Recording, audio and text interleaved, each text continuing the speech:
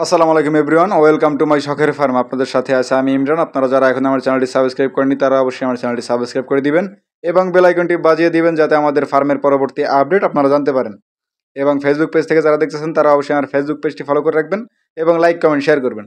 তো আজকে দেখতেছেন আমাদের ছাগলগুলোকে আমরা আমাদের দেশীয় যে ঘাস সবসময় দিয়ে থাকি, আজকেও সকালেও এর ব্যতিক্রম নয়। আজকেও আমরা আমাদের দেশীয় ঘাসটাই দিয়েছি ওদেরকে। আর আমাদের ছাগলগুলোকে দিয়ে একটা সুবিধা, আমরা যদি দেশীয় ঘাস একটু ভিজা অবস্থায়ও দেই তো সমস্যা হয় না।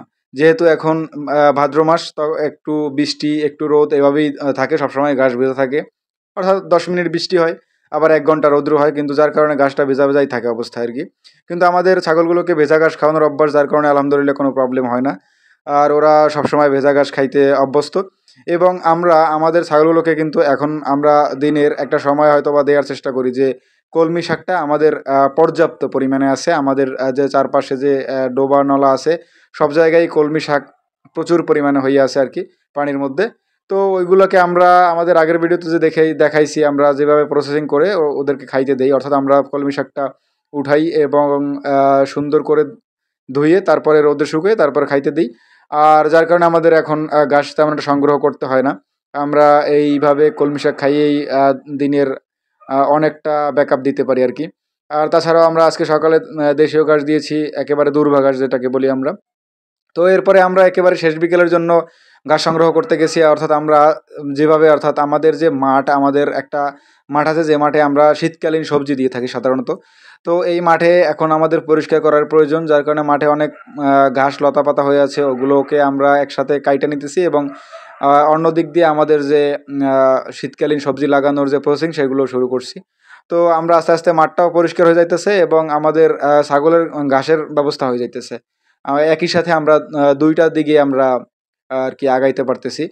তো কারণ আমাদের তো এই বনগুলো এমনিই বাছা লাগবে, আর আমাদের ছাগল থাকার কারণে আমরা এই বনগুলো কাইটা আমরা ছাগলকেই খাওয়াইতে পারি আর কি। তো কোনো কিছুই আর কি ফালানো যায় না।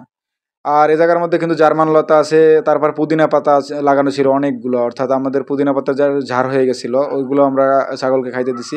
পুদিনা পাতাও কিন্তু আলহামদুলিল্লাহ ছাগল খায়।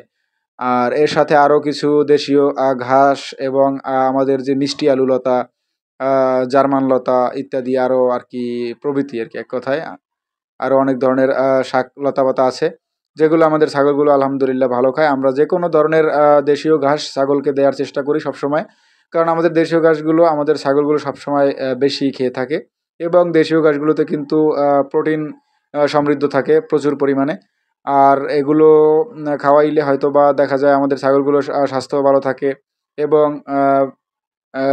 রুচিও আর কি দুর্বল হয়ে পড়ে না। আমরা সাধারণত দেশীয় ঘাসটাই খাওয়ানোর চেষ্টা করি সবসময়। আর আমাদের এই যে বালির মাঠে আমরা কিন্তু শীতকালীন সবজি খুব শিগগিরই দেবো, তার আপডেট আপনাদেরকে দিব। আমরা আস্তে আস্তে পরিষ্কার করতেছি, অবশ্যই পরিষ্কার এই যে আমরা ঘাসগুলো সরাইতেছি, এরপরে আমরা যখন আটি লাগাবো তখন অবশ্যই আপনাদেরকে আপডেট দিব আমাদের শীতকালীন সবজির মাঠ সম্পর্কে। তো সবাই ভালো থাকবেন এবং আমার ফার্মের জন্য দোয়া করবেন। আল্লাহ হাফেজ।